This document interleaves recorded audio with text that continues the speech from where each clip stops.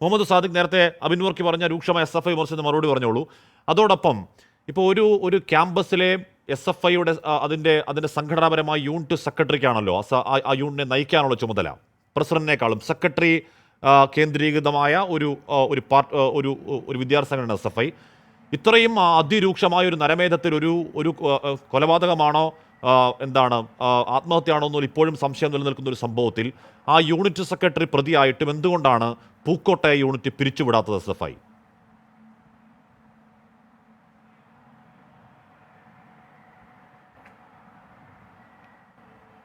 ഞാൻ പറയുന്നത് കേൾക്കാമെന്ന് വിചാരിക്കുന്നു. കേൾക്കാം സാധിക്കും. ഈ വിഷയത്തിൽ SFIയുടെ സംസ്ഥാന കമ്മിറ്റിയും സംഘടനാ നേതൃത്വവും വളരെ കൃത്യമായി തന്നെ നേരത്തെ ഞങ്ങളുടെ നിലപാട് വിശദീകരിച്ചതാണ്. ഈ ചർച്ചയിൽ സിദ്ധാർത്ഥൻ്റെ അച്ഛനും കൂടെ ഇരിക്കുന്ന ഈ ചർച്ചയിൽ വീണ്ടും ഞങ്ങൾ ഈ സംഭവത്തിലുള്ള വ്യസനവും അതേപോലെ തന്നെ ഈ സംഭവം ദൗർഭാഗ്യകരമായി എന്നുള്ള കാര്യവും ആവർത്തിക്കുകയാണ്. ചോദിച്ച ചോദ്യത്തിന് വളരെ നേരിട്ട് തന്നെ ഉത്തരം നൽകാമെന്ന് വിചാരിക്കുന്നു. ഏത് സാഹചര്യത്തിലാണ് ഒരു സംഘടനയുടെ യൂണിറ്റ് പിരിച്ചുവിടേണ്ടി വരിക, അല്ലെങ്കിൽ ഏതെങ്കിലും ഒരു സംഘടനയുടെ ഒരു ഘടകം പിരിച്ചുവിടേണ്ടി വരുന്നത് ആ സംഘടനയുടെ ഘടകം കൂടിയാലോചിച്ച് അല്ലെങ്കിൽ ആ സംഘടനയുടെ ഘടകം നേരിട്ട് ഒരു കുറ്റകൃത്യം നടത്തിയാൽ, അല്ലെങ്കിൽ സംഘടനയുടെ നിലപാടിനും രാഷ്ട്രീയത്തിനും സംഘടനാ ചട്ടക്കൂടിനും വിരുദ്ധമാകുന്ന നിലയിൽ ഒരു പ്രവർത്തനത്തിൽ ഏർപ്പെട്ടാൽ ആ യൂണിറ്റിനെ പിരിച്ചുവിടും. ഇതേ അനുഭവം ഈ വയനാട് ജില്ലയിൽ തന്നെ മുമ്പുണ്ടായിട്ടുണ്ട്, നിങ്ങളുടെ ശ്രദ്ധയിലുണ്ടാകും. SFIയുടെ സമര രീതിയിൽ നിന്ന് വ്യത്യസ്തമായി വയനാട് ജില്ലയിലെ MP ഓഫീസിലേക്ക് ഒരു മാർച്ച് നടക്കുകയും അതുമായി ബന്ധപ്പെട്ട് സംഘർഷങ്ങൾ ഉണ്ടാവുകയും ചെയ്ത സന്ദർഭത്തിൽ SFIയുടെ സംസ്ഥാന കമ്മിറ്റി ആ വിഷയം പഠിക്കുകയും പരിശോധിക്കുകയും ചെയ്തപ്പോൾ ആ ഘടകം കൂടിയാലോചിച്ച് എടുത്ത തീരുമാനവും ആ നടപടിയും സംഘടനയുടെ നിലപാടിന് വിരുദ്ധമാണ് എന്ന് ബോധ്യപ്പെട്ട അടിസ്ഥാനത്തിൽ ആ സംഘടനാ കമ്മിറ്റി പിരിച്ചുവിട്ടു. ഇത് സംഘടനാ നിലപാടിന് വിരുദ്ധമല്ലേ? സമീപകാലത്തുണ്ടായ ഒരു അനുഭവം നേരത്തെ തന്നെ ഇത് നിങ്ങളുടെ സംഘടനാ നിലപാടിന് വിരുദ്ധമല്ലേ സാധിക്കേ? യൂണിറ്റ് സെക്രട്ടറി എന്ന് പറഞ്ഞാൽ ആ യൂണിറ്റിലെ സഖാക്കളെ അല്ലെങ്കിൽ SFIയുടെ വിദ്യാർത്ഥികളെ, കോമ്രേഡ്സിനെ നയിക്കാൻ ഉദ്യുക്തനായ അല്ലെങ്കിൽ ആ ചുമതല ഏൽപ്പിക്കപ്പെട്ടിരിക്കുന്ന ഒരാളാണ്. ആ ആൾ ഇതുപോലൊരു കൊലപാതക സമാനമായ സംഭവത്തിൽ പോയി പങ്കെടുക്കുന്നു. അയാൾ ആ കുറ്റകൃത്യത്തിൽ പ്രധാന പ്രതിയാകുന്നു. അവിടെ നിങ്ങളുടെ സംഘടന ആ SFI പൂക്കോട്ടെ SFI യൂണിറ്റ് നേതൃത്വം നൽകുന്ന അവിടുത്തെ കോളേജ് യൂണിയൻ അധ്യക്ഷൻ, അതിൻ്റെ തലവൻ അതിൽ പോയി നേരിട്ട് പങ്കെടുക്കുന്നു. ഇതൊക്കെ നിങ്ങളുടെ സംഘടനാ നിലപാടിന് പാരലായി പോകുന്ന കാര്യമാണോ, അനുരൂപമായി പോകുന്ന കാര്യമാണോ?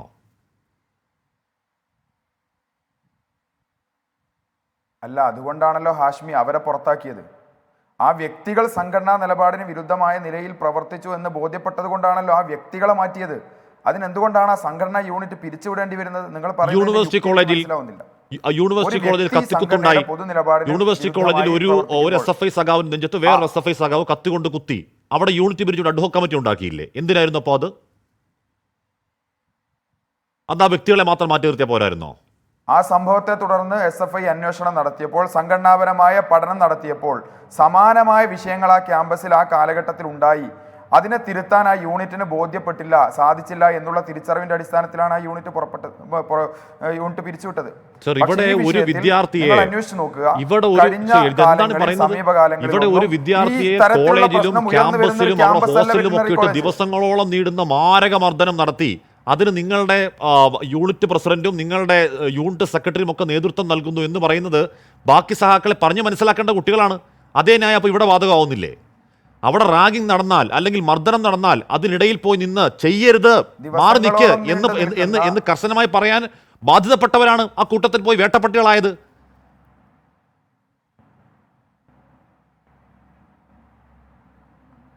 തുടർച്ചയായ ദിവസങ്ങളിൽ നിരന്തരമായി റൂമിലിട്ട് മാരകമായി മർദ്ദിച്ചു, നിരന്തരം ഇത് തുടർന്നു എന്ന് എന്ത് വസ്തുതയുടെ അടിസ്ഥാനത്തിലാണ് ഹാഷ്മി പറയുന്നത്? അതിന് കൃത്യമായ എന്തെങ്കിലും പോലീസ് രേഖയോ തെളിവുകളോ ആ ക്യാമ്പസിലെ വിദ്യാർത്ഥികളുടെ സാക്ഷി മൊഴികളോ ഈ മാധ്യമങ്ങളുടെ കയ്യിലുണ്ടോ?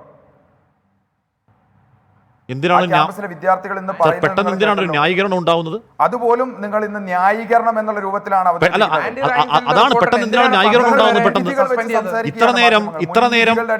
ഇത്രനേരം യുക്തിഭദ്രമായി സംസാരിച്ച സാദിക്ക് പെട്ടെന്ന് എന്തിനാണ് ഒരു ന്യായീകരണ ത്വരയിലേക്ക് വരുന്നത്? അതെന്തിനാണ്? നിങ്ങളെ ബാധിക്കേണ്ട കാര്യം എന്താണ്? നിങ്ങൾക്ക് ഈ സംഭവം ഒരു ബന്ധവുമില്ല, നിങ്ങൾ പുറത്താക്കിയെങ്കിൽ എത്ര ദിവസം മർദ്ദിച്ചു എന്ന കണക്ക് നിങ്ങളെ ബാധിക്കേണ്ട കാര്യം എന്താണ്? SFI യൂണിറ്റ് നേതാക്കൾ SFI യൂണിറ്റ് നേതാക്കൾ തുടർച്ചയായ ദിവസങ്ങളിൽ മർദ്ദിച്ചു എന്നുള്ള വാർത്തയിൽ വസ്തുതാപരമായ പിശകുണ്ട്. അതുകൊണ്ട് അത് സൂചിപ്പിച്ചു. അവിടെ ഈ തർക്കമുണ്ടായിട്ടുണ്ട്, കുട്ടികൾ തമ്മിലുള്ള വാക്ക് തർക്കങ്ങളും സംഘർഷവും ഉണ്ടായിട്ടുണ്ട്. ഈ കുട്ടിയെ ഏകപക്ഷീയമായി മർദ്ദിക്കുന്ന സാഹചര്യം ഉണ്ടായിട്ടുണ്ട്. അതിൽ ഈ SFIയുടെ ഭാരവാഹികളായിരുന്ന ആളുകൾ പങ്കാളികളായിട്ടുണ്ട് എന്നുള്ളത് കൊണ്ട് അവരെ പുറത്താക്കി. SFI യൂണിറ്റ് കമ്മിറ്റിയും SFIയുടെ നേതൃത്വവും കൂടിയാലോചിച്ച് ദിവസങ്ങളോളം ഒരു കുട്ടിയെ പട്ടിണിക്കിടുകയും ക്രൂരമായി മർദ്ദിക്കുകയും ആ കുട്ടിയെ മരണത്തിലേക്ക് തള്ളിവിടുകയും ചെയ്തു എന്നുള്ള രൂപത്തിൽ നിങ്ങൾ നടത്തുന്ന നരേഷൻ തെറ്റാണ് എന്നുള്ളതാണ് ഞാൻ അതിനെ എതിർത്തത്. അല്ലാതെ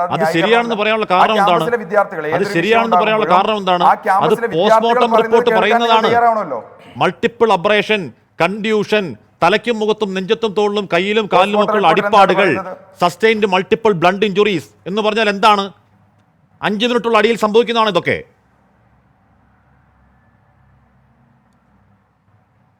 നാല് ദിവസം തുടർച്ചയായി അടിച്ചത് മൂലമാണ് അത് സംഭവിച്ചത്, അങ്ങനെ പറയുന്നുണ്ടോ? എന്നാ സാദിഖിനെ കുറച്ചുകൂടി നന്നായി അറിയായിരിക്കുമല്ലോ. ഇപ്പൊ മുഹമ്മദ് സാദിഖിന്റെ സംഘടനയുടെ സെക്രട്ടറി പ്രതിയായ കേസല്ലേ? മുഹമ്മദ് സാദിഖിന്റെ സംഘടനയുടെ അവിടുത്തെ യൂണിറ്റ് സെക്രട്ടറി പ്രതിയായ കേസാണ്. അപ്പൊ സാദിഖിന് നന്നായി അറിയാം എത്ര ദിവസം മർദ്ദിച്ചു.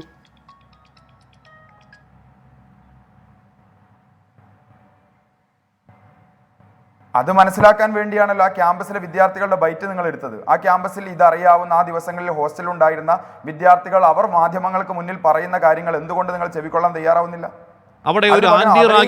സാധാരണ ആ ക്യാമ്പസിൽ SFIക്കാരല്ലാത്ത പൊതുവിദ്യാർത്ഥികളെ പോലും ന്യായീകരണ വിദഗ്ധർ എന്ന് വിളിക്കുകയല്ലേ നിങ്ങൾ ചെയ്യുന്നത്? MSFന്റെ SFIക്ക് ബോധ്യമുണ്ടല്ലോ ഇന്ന് മാധ്യമങ്ങൾക്ക് മുന്നിൽ പറഞ്ഞു, നിങ്ങൾ കേട്ടില്ലേ? അല്ല, ശ്രീ മുഹമ്മദ് സാദിഖ് ഒരു ന്യായീകരണ ത്വരയിൽ ഇത്ര ദിവസം മർദ്ദനം ഉണ്ടായിട്ടില്ല എന്ന് വളരെ കൃത്യമായി ബോധ്യമുള്ള മുഹമ്മദ് സാദിഖിന് എത്ര ദിവസം അങ്ങനെ മാരകമായ മർദ്ദനം ഉണ്ടായി എന്നറിവ് ഉണ്ടാവണ്ടേ?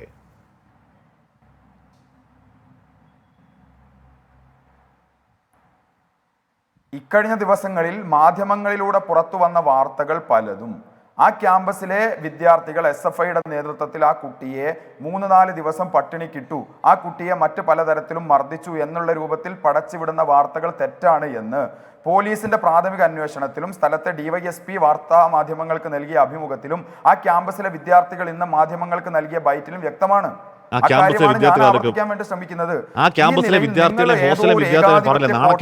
ക്യാമ്പസിലെ വിദ്യാർത്ഥികളെല്ലാം എന്നുള്ള വാർത്ത തെറ്റാണ്. ആ ക്യാമ്പസിലെ വിദ്യാർത്ഥികളെ കുറിച്ചും ആ ഹോസ്റ്റലിലെ വിദ്യാർത്ഥികളെ കുറിച്ചും മിണ്ടല്ലേ? ലജ്ജയില്ലാത്ത കുട്ടികളാണ്. ഒരുത്തനായിട്ട് അടിച്ച് പടാപ്പാട് പെടുത്തുമ്പോൾ അല്പപ്രാണമാക്കുമ്പോൾ ഒരക്ഷരം മിണ്ടാനുള്ള ആർജവമില്ലാത്ത കുട്ടികളാണ് ഇന്ന് വന്നത് ചലയ്ക്കുന്നോ? അത് വിശ്വസിക്കണോ സാദിഖേ?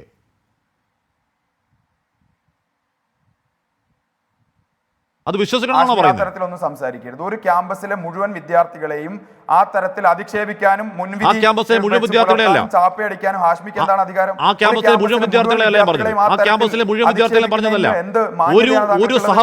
ഒരു സഹപാഠിയെ, ഒരു കൂട്ടുജീവനെ കൊല്ലാക്കൊല ചെയ്യുമ്പോ ചെയ്യരുതറ എന്ന് പറയാൻ ഒരു നാവ് പൊന്താത്ത ലജ്ജയില്ലാത്ത കൂട്ടം എന്ന് പറയും. അത് കണ്ടു നിന്നവരെ എന്നിട്ട് ഇന്ത് ന്യായീകരിക്കാവുന്ന നിന്ന് അല്ലേ? ഈ ദിവസം അത്ര രക്ഷ മിണ്ടുന്നില്ല. അവർ പറഞ്ഞ് വിശ്വസിക്കണം, നമ്മൾ അങ്ങ് വീഴണം തൊണ്ടോടാതെ. അങ്ങനെയാണോ? ഈ ദിവസങ്ങളിൽ എത്ര മാധ്യമങ്ങൾ അങ്ങോട്ട് പോയി? 24 പോയിരുന്നു ആ ക്യാമ്പസിൽ കുട്ടികളുടെ ബൈറ്റ് എടുക്കാൻ. എല്ലാ ദിവസവും ഉണ്ട്. പോയിരുന്നോ നിങ്ങൾ? എല്ലാ ദിവസവും ക്യാമ്പസിലുണ്ട്. എല്ലാ ദിവസവും കുട്ടികളെ വിളിക്കുന്നുണ്ട്. വാർത്ത സൃഷ്ടിക്കായിരുന്നില്ലേ സാർ? എല്ലാ ദിവസവും ഈ ക്യാമ്പസിൽ 24 അടക്കം മാധ്യമങ്ങളുണ്ട്.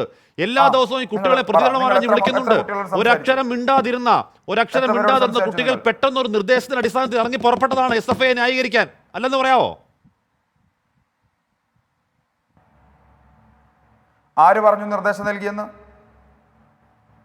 പിന്നെന്താണ്? ആരാണ് നിർദ്ദേശം നൽകിയത്? പിന്നെന്താണ്? ഒരു പയ്യൻ ഒരുപാട് പ്രതീക്ഷകളുടെ ഭാരമായി കോളേജിലേക്ക് എത്തി. ആരാണ് നിർദ്ദേശം നൽകിയത്? അല്ല, എനിക്ക് എന്റെ ബോധ്യം ഞാൻ പറയാം. ഒരുപാട് പ്രതീക്ഷകളുമായി തിരുവനന്തപുരത്ത് നിന്ന് പൂക്കോട്ടേക്ക് പ്രതീക്ഷകളുമായി എത്തി ചിത്രകലയിൽ ഉന്നതികൾ തേടണം എന്ന ആഗ്രഹത്തിൽ ഒരുപാട് പ്രതീക്ഷകളുടെ ഭാണ്ഡം വന്ന ഒരു പയ്യൻ അവിടെ അതിക്രൂരമായി മർദ്ദനമേറ്റ് ആത്മഹത്യ എന്ന് നിങ്ങൾ പറയുന്നു, അല്ലെങ്കിൽ ആത്മഹത്യ എന്ന് പറയുന്നു, കൊലപാതകമെന്ന് അച്ഛൻ പറയുന്നു, കൊലപാതകമെന്ന് ഗവർണർ പറയുന്നു. അത് തീരുമാനമാവട്ടെ. ഇത്ര ഭീകരമായ സംഭവം ഉണ്ടായിട്ട് ഈ ദിവസങ്ങൾ അത്രയും ഒരക്ഷരം മിണ്ടാതെന്ന വിദ്യാർത്ഥികൾ ഇന്ന് വന്ന് നടത്തുന്ന ഈ വചനപ്രഘോഷണം പിന്നെ എങ്ങനെ കാണണം?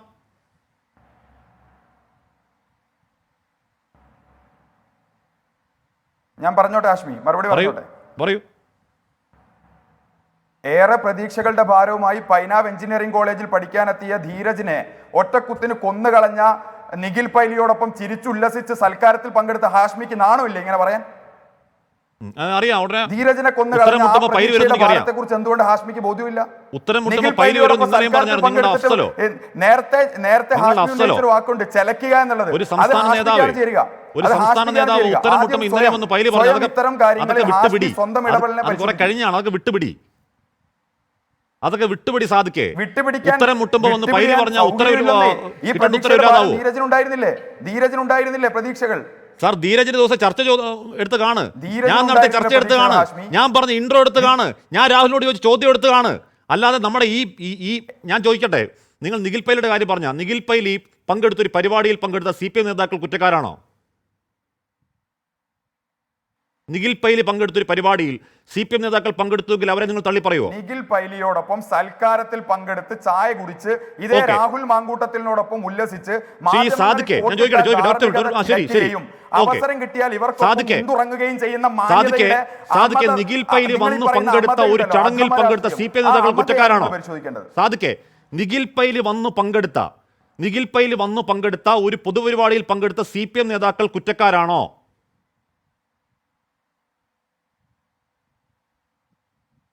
ഞാൻ ഇതിൽ കണ്ടിട്ടുള്ള ചിത്രം എന്റെ ചോദ്യം പൈലിയോടൊപ്പം നിൽക്കുന്നതുകൊണ്ടാണ്. ഹാഷ്മി എന്നും പറയുന്ന ഈ ആവർത്തിക്കാൻ സൗകര്യമില്ലാത്തതുകൊണ്ടാണ് ഞാൻ വാക്ക് തിരിച്ചു പറയുന്നത്. ചോദ്യം അതാണ്.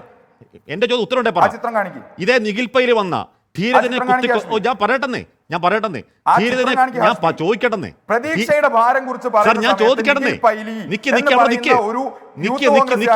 ഞാൻ പറയാം. ഈ ചാനലിൽ പങ്കെടുക്കുന്ന അബിൻ വർക്കിയുടെ ഞാൻ പറയാന്നേ. അദ്ദേഹം കൊന്നുകളഞ്ഞ ധീരജിനെ കുറിച്ച് നിങ്ങൾ എന്തുകൊണ്ട് മിണ്ടുന്നില്ല? ഞാൻ പറയാന്നേ സാദിക്കെ, ഈ ധീരജനെ കൊന്നുകളഞ്ഞ നിഖിൽ പൈലി പറയാതെ പോകാൻ പറ്റില്ല. അതെ, ആദ്യം ഈ ചോദ്യം ഉത്തരം പറ. ധീരജനെ കൊന്നുകളഞ്ഞ നിഖിൽ പൈലി പങ്കെടുത്ത ഒരു പരിപാടിയിൽ CPM നേതാക്കൾ പങ്കെടുത്തെങ്കിൽ അവരെ തള്ളി പറയുവോ? സാദിക്ക് ധൈര്യം ഉണ്ടോ അതിന്? അങ്ങനെ ഒരു ചിത്രം ഞാൻ കണ്ടിട്ടില്ല.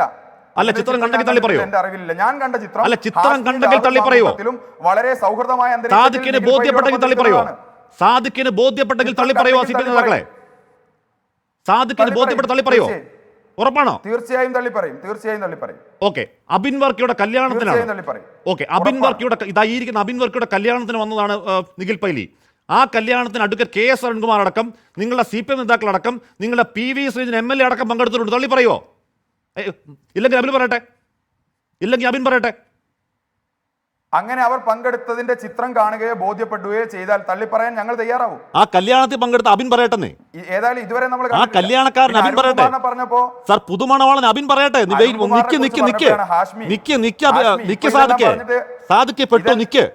സാദിക്കപ്പെട്ടു നിക്ക് അവിടെ. ഞാൻ പറയാം. ചർച്ച കഴിഞ്ഞിട്ട് എനിക്ക് അരുൺകുമാറിന് അയച്ചതുപോലെ വാട്സാപ്പിൽ മെസ്സേജ് അയക്കും. ശരി, സാദിക്ക് അവിടെ സാദിക്കപ്പെട്ടു. അബിനെ ഒരു അതൊക്കെ നിൽക്കട്ടെ അവിടെ. അബിന്റെ കല്യാണമാണ്. അബിന്റെ കല്യാണത്തിന് CPM നേതാക്കൾ പങ്കെടുത്തിട്ട് ചോദിച്ചു നോക്ക്. അല്ലെ അബിൻ പറയട്ടെ. അബിന്റെ കല്യാണത്തിൽ CPM നേതാക്കൾ പങ്കെടുത്തിട്ടുണ്ടാവും. പക്ഷേ ആ കല്യാണത്തിൽ നിഖിൽ പൈലി പങ്കെടുത്തിട്ടുണ്ട്. ഞാൻ കണ്ടത് ഇബ്രാഹിം എന്ന പ്രഭാഷകനെയാണ്. ഉരുണ്ട് മറിഞ്ഞോ? ഞങ്ങൾ കണ്ടത്. ഇനി തള്ളി പറയുന്ന വാക്ക് പിൻവലിക്കോ? ഇനി തള്ളി പറയുന്ന വാക്കിൽ ഉറച്ചു നിൽക്കോ? സാദിക്കെ, തള്ളി പറയുന്ന വാക്കിൽ ഉറച്ചു നിൽക്കുന്നോ? എവിടെ? ഞാൻ കണ്ടത് ഹാഷ്മിയെയാണ്. തള്ളി പറയുമെന്ന് നേരത്തെ പറഞ്ഞ വാക്കിൽ ഉറച്ചു നിൽക്കുന്നോ?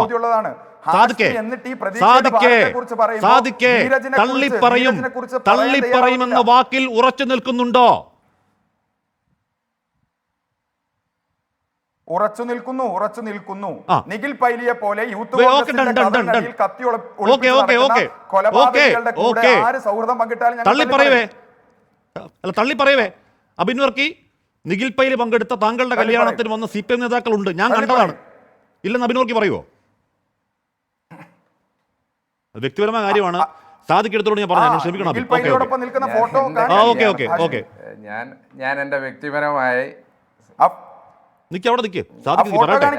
സാദിക്ക് എടുത്തിട്ടാണ് വ്യക്തമാണ്. CPM നേതാക്കന്മാരും അതുപോലെ തന്നെ എൻ്റെ സുഹൃത്തുക്കളായ അല്ലെങ്കിൽ എനിക്ക് ഏറ്റവും നല്ല പരിചയമുള്ള CPM-ൻ്റെയും BJP-യുടെയും ഒക്കെ നേതാക്കന്മാർ പങ്കെടുത്തിട്ടുണ്ട്. മുസ്ലിം ലീഗിൻ്റെ നേതാക്കന്മാർ പങ്കെടുത്തിട്ടുണ്ട്. അങ്ങനെ എല്ലാ രാഷ്ട്രീയ പാർട്ടികളുടെയും നേതാക്കന്മാർ പങ്കെടുത്തിട്ടുണ്ട്.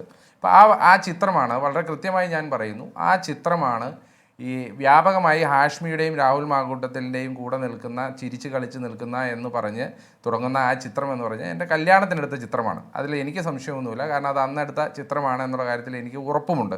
ആ കാര്യത്തിൽ എനിക്ക് സംശയമില്ല. ഞാൻ അതിൻ്റെ മറ്റു കാര്യങ്ങളിലേക്ക് പോകുന്നില്ല. വ്യക്തിപരമായി ഞാൻ വിളിച്ചതിൻ്റെ അടിസ്ഥാനത്തിൽ എനിക്ക് സൗഹൃദമുള്ള നേതാക്കന്മാരും പല രാഷ്ട്രീയ പാർട്ടികളുടെ വ്യക്തിപരമാണ്. ഞാൻ ഇതിൻ്റെ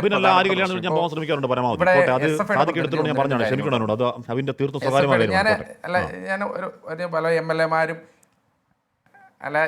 ഞാൻ പറഞ്ഞത് അത് MLA-മാർ പങ്കെടുത്തിട്ടുണ്ട്. എനിക്ക് വ്യക്തിപരമായി പരിചയമുള്ള മുൻ മന്ത്രിമാരും അവരൊക്കെ CPM-മായി ബന്ധമുള്ള വളരെ സ്റ്റേറ്റിലെ നേതാക്കന്മാരൊക്കെ പങ്കെടുത്തിട്ടുണ്ട്. അത് വേറെ വിഷയമാണ്, എൻ്റെ വ്യക്തിപരമായ വിഷയമാണ്.